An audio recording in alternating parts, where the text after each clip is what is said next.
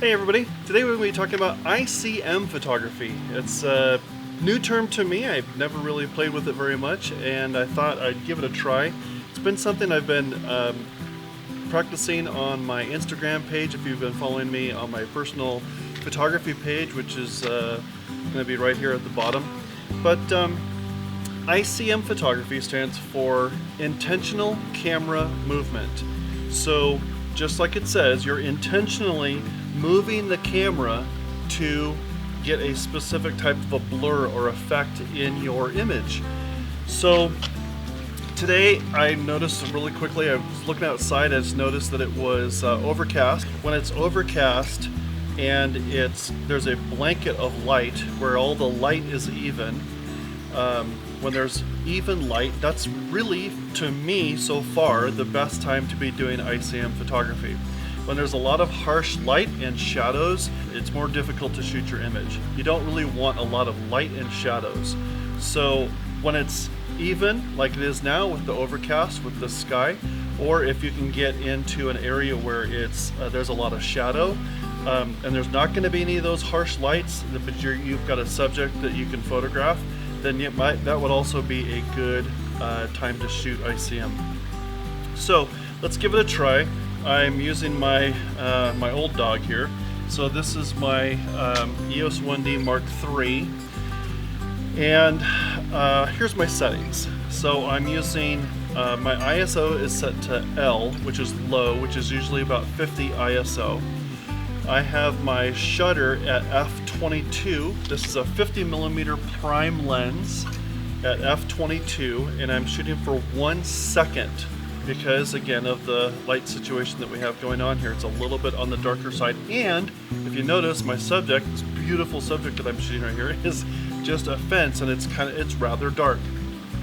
So we're going to be using the linear aspect of this fence. It has these lines going up and down like this, and so we're going to be panning the head this way. So that brings me to my next point, is you need to have a tripod to do this. Now, I have done it handheld with some success, but it takes a lot of practice. So the best way that I've seen so far is to have a tripod that you can pan up or down, or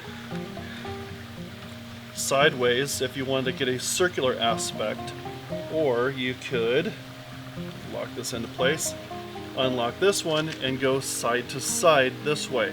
So it really depends on what type of an image you're looking for. So again, for right now, we want to use the aspect that is going up and down, vertical, because of the vertical lines in our subject. So the way we do this is loosen this one, and I'm going to get everything set here.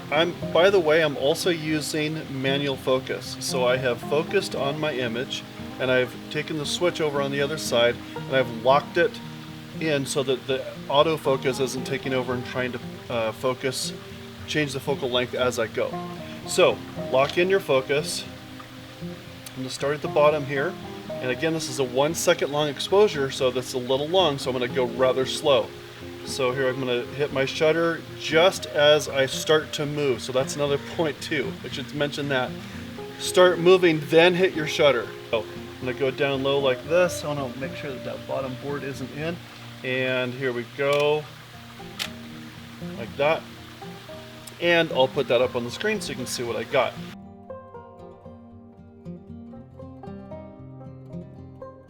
Now we're going to try a different one, and we're going to go left to right. So let's get to that one. So for this next image, I'm going to use the horizontal lines of this old palette flag that I have in my backyard. So I'm going to pan the head back and forth this way. So this rotating dial this way. So I'm going to just pan the head this way. My settings have changed a little bit because the light has changed a little bit, and my subject is brighter. So this is a 1/4 of a second at f22. It's still on ISO of 50 or L. And here we go. I'm going to go to the far right edge of this.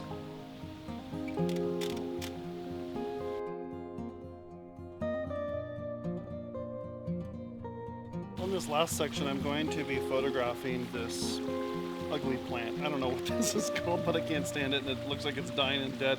Yes, I'm in my backyard, but whatever.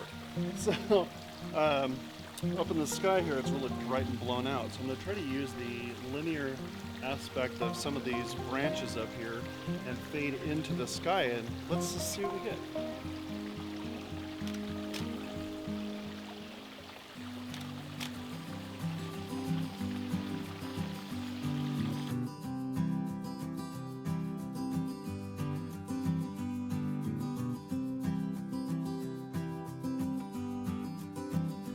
Thanks for joining me today. I hope you learned something. I hope you go out and give this a shot. You're gonna have to learn to play with the settings on your camera. Play with the ISO and the shutter speed and the aperture. Mess with it, tweak it, change it. Look for those settings that work for you. It's different for every situation, so remember to use the different settings of your camera for light. Use a long shutter speed as long as you can.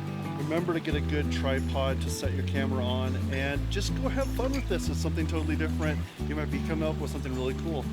See you next time.